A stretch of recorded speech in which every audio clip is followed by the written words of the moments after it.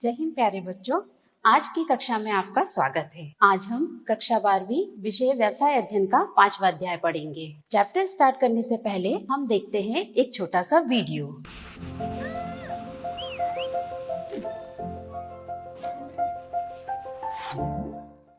तो वीडियो देख के आप समझ गए होंगे कि आज हम कौन सा टॉपिक पढ़ने वाले हैं। आइए आज इस चैप्टर की शुरुआत हम एक छोटी सी कहानी से करते हैं। एक बार 4 मित्रों ने पिकनिक पे जाने की प्लानिंग की। प्लानिंग करने के लिए वह एक स्थान पर एकत्रित हुए और सबसे पहले उन्होंने उस स्थान को डिसाइड किया जहां वह पिकनिक बनाने जाना चाहते थे। स्थान डिसाइड करने के बाद उनके बीच में कार्यों का विभाजन हुआ। पहला मित्र बोला कि मैं परिवहन संबंधी कार्य संभालूंगा। वहीं दूसरा मित्र बोला ठीक है तो मैं भोजन संबंधी कार्य संभालूंगा। और तीसरा मित्र बोला कि इस पिकनिक में रुपए से संबंधित जो भी लेन देन होगा उसका कार्य मैं संभालूंगा।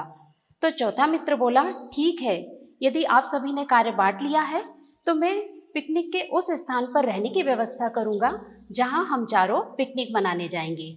इस प्रकार उन चारों के बीच में कार्यों का विभाजन हो गया। कार्यों का विभाजन होने के साथ ही उन चारों के बीच में दायित्व का भी निर्धारण हो गया।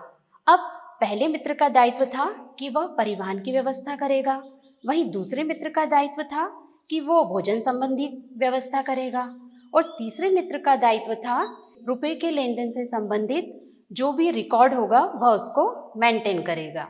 और चौथे मित्र का दायित्व था कि वह उस स्थान की व्यवस्था करेगा जहां वो चारों जाकर रुकेंगे और पिकनिक मनाएंगे। चारों का दायित्व भी निर्धारित हो गया। तो बच्चों, आज का हमारा टॉपिक है संगठन। जब 2 या 2 से अधिक व्यक्ति किसी कार्य को करने के लिए एकत्रित होते हैं तो वह संगठन कहलाता है। संगठन के अंतर्गत सबसे पहले कार्यों का विभाजन होता है। यह बताया जाता है कि किस व्यक्ति को क्या कार्य करना है, वह कार्य उसे कब करना है और कितने निर्धारित समय में यह कार्य कंप्लीट करके उसे प्रबंधक को देना है। एक बार कार्य का विभाजन होने के बाद दायित्वों का निर्धारण किया जाता है। यह बताया जाता है कि कौन से व्यक्ति का क्या दायित्व है। यहाँ हमें यह ध्यान देना है कि यदि हम किसी व्यक्ति को दायित्व देते हैं तो उसके साथ हमें उसे अधिकार भी देने चाहिए। वह अधिकार अधिक भी नहीं होने चाहिए, क्योंकि यदि किसी व्यक्ति को अधिक अधिकार मिलेंगे तो हो सकता है वह उसका दुरुपयोग करे, और यह अधिकार कम भी नहीं होने चाहिए, वरना वह अपने दायित्व को अच्छी तरह से पूरा नहीं कर पाएगा। तो इस प्रकार संगठन के अंतर्गत पहले कार्यों का विभाजन होता है, उसके बाद दायित्व का निर्धारण किया जाता है। आइए अब हम फिर से कहानी की तरफ चलते हैं। उन चारों मित्रों ने कार्य का विभाजन तो कर लिया और साथ में दायित्व का निर्धारण भी हो गया, परंतु जब तक उन चारों में समन्वय नहीं होगा तो क्या वह अपने उद्देश्य को प्राप्त कर पाएंगे? नहीं। सबसे जरूरी है संगठन में जितने भी व्यक्ति हों उन सभी में समन्वय का होना आवश्यक है। समन्वय से आशय है उनमें एक अच्छी अंडरस्टैंडिंग होनी चाहिए, उनमें एक अच्छा तालमेल होना चाहिए, तभी कोई संस्था अपने उद्देश्य को प्राप्त कर सकती है। तो इस कहानी में उन चारों मित्रों में एक बहुत अच्छी अंडरस्टैंडिंग थी, एक बहुत अच्छा तालमेल था, इसीलिए वह अपने उद्देश्य को प्राप्त कर पाए और इसी के कारण उन चारों में मधुर संबंधों की स्थापना हुई। तो बच्चों, इस प्रकार हम एक बार फिर से संक्षेप में समझते हैं कि जब 2 या 2 से अधिक व्यक्ति किसी कार्य को करने के लिए एकत्रित होते हैं तो वह संगठन कहलाता है। संगठन के अंतर्गत सबसे पहले व्यक्तियों को कार्य बताया जाएगा कि उन्हें क्या कार्य करना है। कार्य का विभाजन होते ही उन व्यक्तियों के बीच में दायित्व का निर्धारण किया जाएगा। दायित्व के साथ साथ उन्हें अधिकार देना भी जरूरी है, और जब तक कोई भी संस्था सफल नहीं होगी तब तक कि उन कर्मचारियों के बीच में या उन व्यक्तियों के बीच में समन्वय ना हो। तो मुझे आशा है कि आप संगठन का अर्थ समझ गए होंगे। आइए इस कड़ी को जोड़ते हुए हम आगे की तरफ बढ़ते हैं। बच्चों, क्या आप जानते हैं कि किसी भी कार्य को करने की एक प्रक्रिया होती है।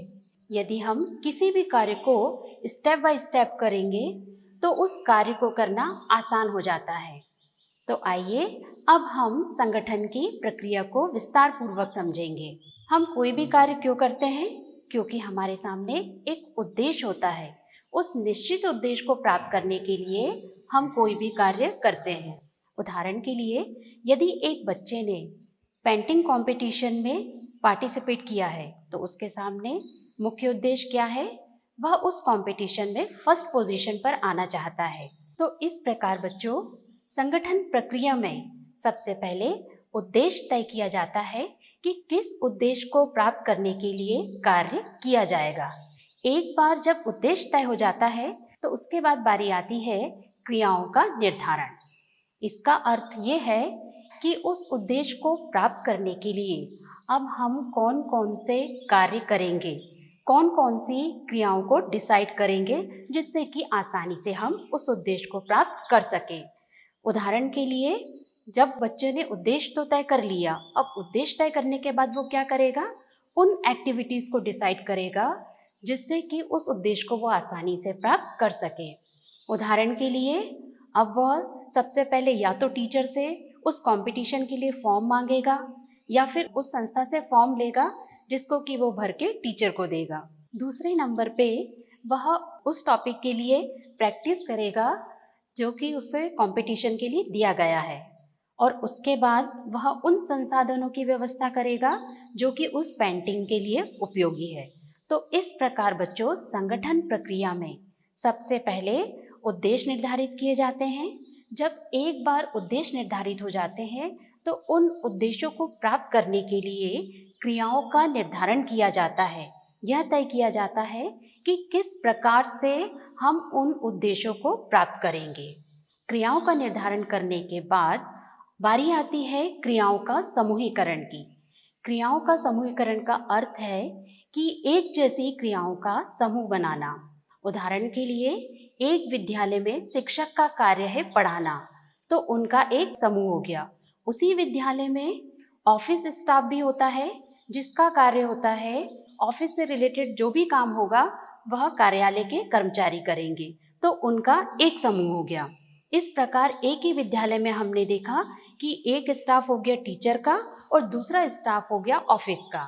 तो इसी को ही हम बोलते हैं क्रियाओं का समूहीकरण।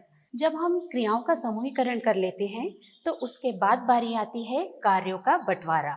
प्रत्येक व्यक्ति को यह बताया जाता है कि उसे क्या कार्य करना है, उसे यह कार्य कब करना है एवं कितने निर्धारित समय में यह कार्य पूर्ण करके देना है। तो जब एक बार कार्यों का बंटवारा हो जाता है तो उसके साथ ही हमें यह भी ध्यान रखना है कि यदि हम किसी व्यक्ति को दायित्व देते हैं तो उससे रिलेटेड या उससे संबंधित अधिकार भी उसे दिए जाने चाहिए।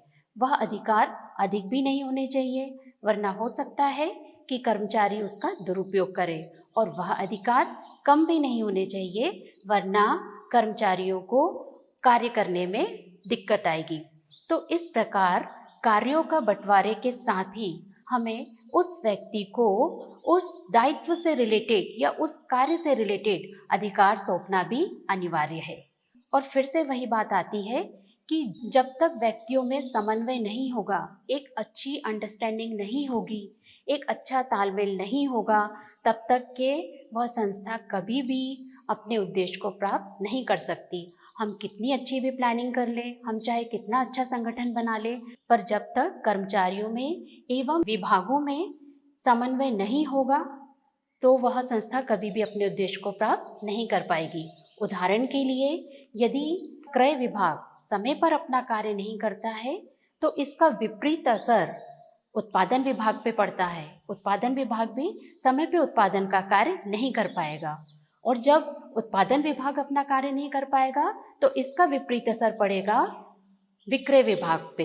विक्रय विभाग समय पे वस्तुओं को विक्रय नहीं कर पाएंगे। तो इस प्रकार संगठन प्रक्रिया के अंतर्गत कर्मचारियों के साथ साथ जितने भी विभाग होते हैं उनमें भी समन्वय होना आवश्यक है। और संगठन प्रक्रिया के अंतर्गत यह भी देखा जाता है कि हम मानवीय संसाधन का एक अच्छा उपयोग करें, उन्हें और अधिक कुशल बनाएं। तो बच्चों, यह थी हमारी संगठन प्रक्रिया। एक बार हम इसे फिर से संक्षेप में रिवाइज कर लेते हैं। संगठन प्रक्रिया के अंतर्गत सबसे पहले उद्देश्य का निर्धारण किया जाता है। सबसे पहले यह तय किया जाता है कि हमें कौन सा उद्देश्य प्राप्त करने के लिए कार्य करना है। दूसरी प्रक्रिया है क्रियाओं का निर्धारण। उस उद्देश्य को प्राप्त करने के लिए हमें कौन कौन से कार्य करने हैं या कौन कौन सी क्रियाएं करनी है, यह निर्धारित किया जाता है।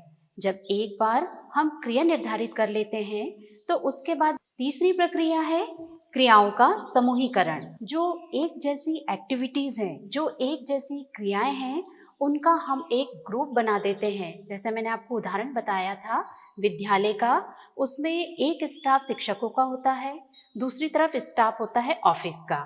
तो इसको हम बोलेंगे क्रियाओं का समूहीकरण।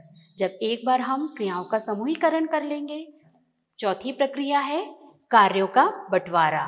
संगठन के अंतर्गत प्रत्येक व्यक्ति को यह बताया जाता है कि उसे क्या कार्य करना है, वह कार्य उसे कब करना है और कितनी निर्धारित सीमा के अंतर्गत वह कार्य कंप्लीट करके देगा। जब एक बार कार्यों का बंटवारा हो जाता है तो उसके बाद है अधिकार सौंपना। हमें यह अवश्य ध्यान रखना है कि यदि हम कर्मचारियों को दायित्व देते हैं तो उससे रिलेटेड अधिकार भी उसे देना आवश्यक है, तभी वह अपना कार्य आसानी से कर सकता है। जब हम एक बार अधिकार सौंप देते हैं तो उसके बाद है समन्वय। मैंने बताया बच्चों कि चाहे हम कितनी भी अच्छी प्लानिंग कर लें, चाहे हम कितना भी अच्छा संगठन बना लें, पर जब तक कर्मचारियों के बीच में समन्वय नहीं होगा, अच्छी अंडरस्टैंडिंग नहीं होगी, अच्छा तालमेल नहीं होगा, तब तक वह संस्था कभी भी अपने उद्देश्य को प्राप्त नहीं कर सकती। और आखिरी प्रक्रिया है कुशलता। संगठन प्रक्रिया के अंतर्गत मानव संसाधन का मतलब एम्प्लॉयज़ को और अधिक कुशल बनाया जाता है और अधिक निपुण बनाया जाता है। कर्मचारियों में जो भी क्वालिटी होती है उसका पूरा उपयोग किया जाता है संस्था द्वारा। तो इस प्रकार संगठन की प्रक्रिया में हमें 7 बिंदुओं को ध्यान में रखना है। तो बच्चों, आज की कक्षा में हमने संगठन का अर्थ समझा, संगठन की विशेषताओं को समझा एवं संगठन की प्रक्रिया को समझा। मुझे आशा है कि ये सब आपको अच्छे से समझ में आया होगा। आज की कक्षा में यही समाप्त करती हूँ। धन्यवाद। जय हिंद। आता है संस्था द्वारा। तो इस प्रकार संगठन की प्रक्रिया में हमें 7 बिंदुओं को ध्यान में रखना है। तो बच्चों, आज की कक्षा में हमने संगठन का अर्थ समझा, संगठन की विशेषताओं को समझा एवं संगठन की प्रक्रिया को समझा। मुझे आशा है कि ये सब आपको अच्छे से समझ में आया होगा।